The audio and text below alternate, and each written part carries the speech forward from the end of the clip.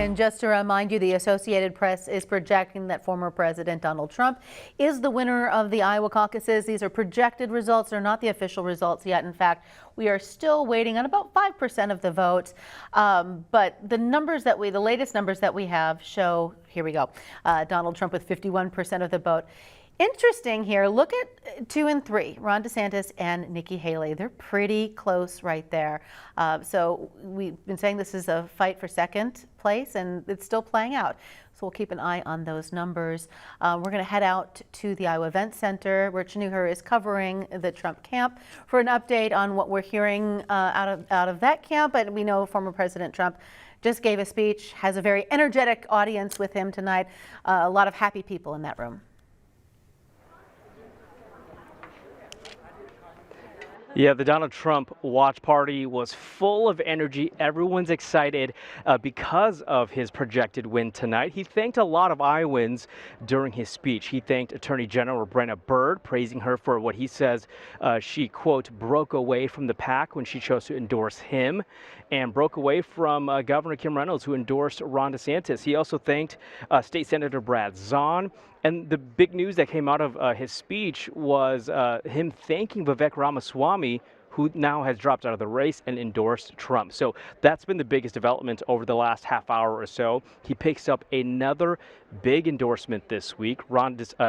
This week now, Donald Trump has picked up endorsements from Vivek Ramaswamy, Florida Senator Marco Rubio, as well as Doug Burgum. So we're really keeping an eye on that to see if anyone else in the next couple of days comes out to endorse Donald Trump and his campaign. But a big win for him here tonight with about 51% of the projected votes. Ron DeSantis second place, about 21% of those votes. And in that watch party for us tonight is Megan McPherson. She was there as Trump came out and spoke to the crowd. And Megan, they were electrifying as they welcomed Trump to the stage.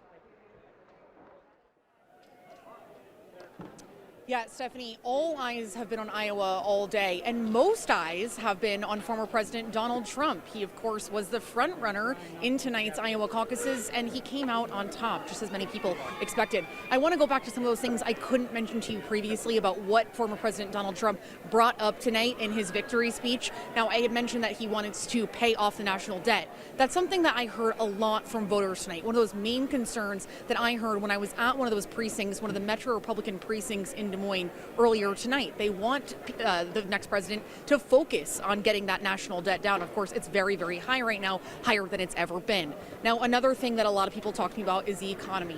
And that is something that former President Donald Trump has been saying for several months now, that he wants to make a key focus of his if he is to come back into office. That will continue to be a huge concern with inflation as high as it is, and with what we've seen with the economy in recent years. One other big thing that Donald Trump mentioned several times in his speech is that he wants to rebuild the capital of Washington, D.C. It's really, up to anyone's interpretation of what he means by that, but that was something that he reiterated a lot and that got a lot of cheers from the crowd. And he also, of course, criticized his rivals, Ron DeSantis, Nikki Haley, and current President Joe Biden as well. Reporting in Des Moines, Megan McPherson, Local 5 News. The best job I will always have is being your mom. I want to thank my parents who are at home. Every day they reminded us how blessed we were to live in America. I want to thank my sweet brother who came out here and was caucusing for me. A good Desert Storm veteran. And I want to thank my other siblings there. I want to thank Michael's parents, Bill and Carol Haley, who've been fantastic along the way as well. You can't do this without the strength of your family.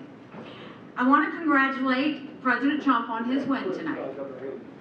We have had an amazing 11 months here in the Hawkeye State.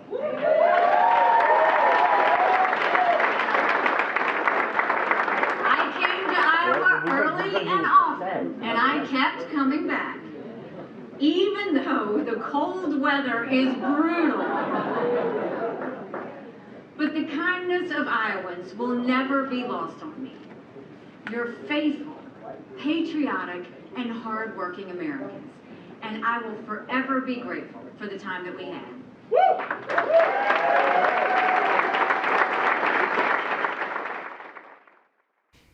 The Associated Press is projecting that former President Donald Trump is the winner of the Iowa Republican caucus with about 51% of the vote is the number we're seeing right now, with most of the precincts reporting. We're up to about 95%. And we did hear from President Trump in what would be his victory speech tonight. Let's take a listen to a portion of that. Attorney General Brenna Bird, she really stepped up.